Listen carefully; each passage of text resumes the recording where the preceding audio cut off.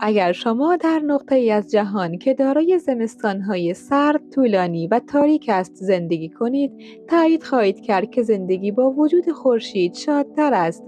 انسان‌ها بهار را دوست دارند، زیرا دیگر مجبور نیستند تا لباس‌های ضخیم بپوشند و می‌توانند قبل از اینکه هوا تاریک شود محل کار خود را ترک کنند. اگر خورشید تنها یک هفته از آسمان محو شود، همه ما به افرادی خواب‌آلود بدل می‌شویم که مرتباً در نبرد با مشکلات روحی به سر می‌برند. و روشن است که نبود خورشید می‌تواند اثرات قابل توجه آنی را بر این سیاره خاکی و ساکنانش بگذارد. نخستین اتفاقی که رخ می‌دهد تاریک شدن و افت شدید دما روی این سیاره است.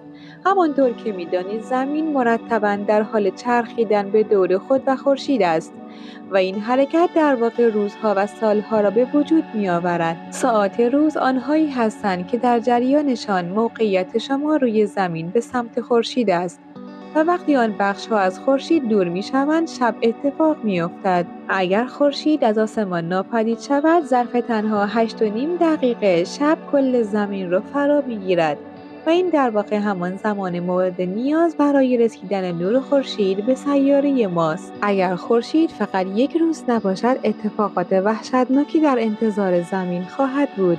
یکی از این اتفاقات می‌تواند خاموش شدن ناگهانی خورشید باشد یا اینکه به هر دلیل نتوانیم اشعه‌های حیات بخش آن را دریافت کنیم.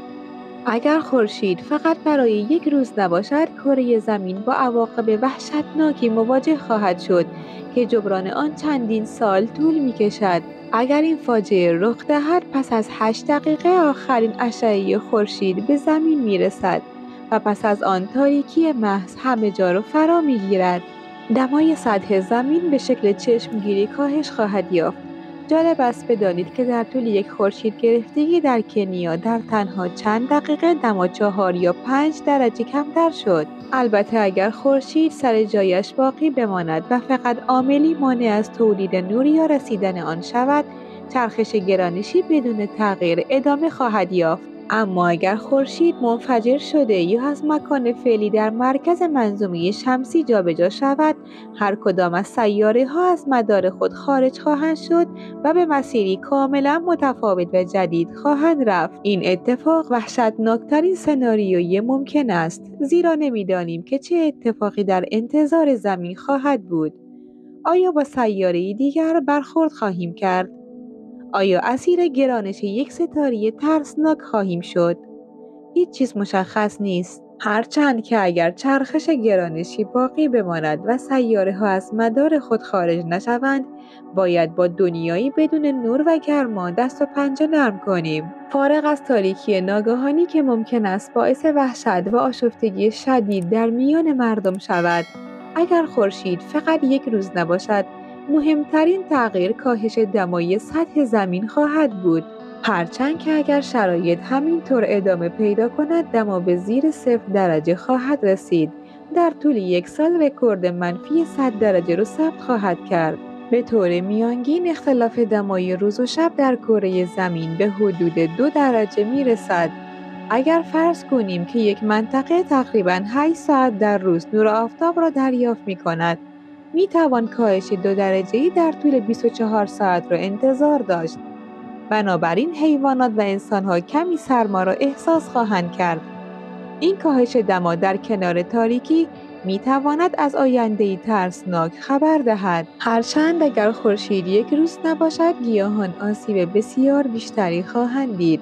البته این آسیب به صورت تدریجی خواهد بود. گیاهان با پایدار نگه داشتن هوای قابل تنفس نقش مهمی در حفظ اکوسیستم زمین دارند. نور خورشید نیز برای رخ دادن فرایند فتوسنتز ضروری است. در نتیجه این فرایند مواد مورد نیاز برای رشد گیاهان و همچنین اکسیژن تولید می شود. اگر خورشید برای یک روز نباشد، گیاهان قادر به تامین مواد مورد نیاز خود و به تبع آن تولید اکسیژن نخواهند بود. البته برخی از باکتری‌ها و یکی از جانوران تازه کشف شده کف دریا مشکلی با نبود اکسیژن نخواهند داشت، اما ما همانند غواصی خواهیم بود که با یک کپسول اکسیژن محدود در اقیانوس گیر افتاده ایم. اگر شرایط ادامه پیدا کند حیات به طور کلی از زمین محو خواهد شد، یا اگر دقیق‌تر بگوییم پس از سالها تکامل به شرایط اولیه خود برمیگردد. اگر هم خورشید به شکل معجزه‌آسایی پس از یک فقطی کوتاه برگردد، تغییر در دمای سطح زمین و ترکیب آن با نبود نور می‌تواند باعث از بین رفتن بسیاری از گیاهان شود. این اتفاق شکاف بزرگی در چرخه تعادلی کره زمین ایجاد خواهد کرد. سپاسگزارم که تا اینجای ویدیو همراه من بودین. لطفاً برای حمایت از کانال تاپ 10 سابسکرایب و لایک کنید. اگر این ویدیو رو دوست داشتین برای دوستاتون ارسال کنید.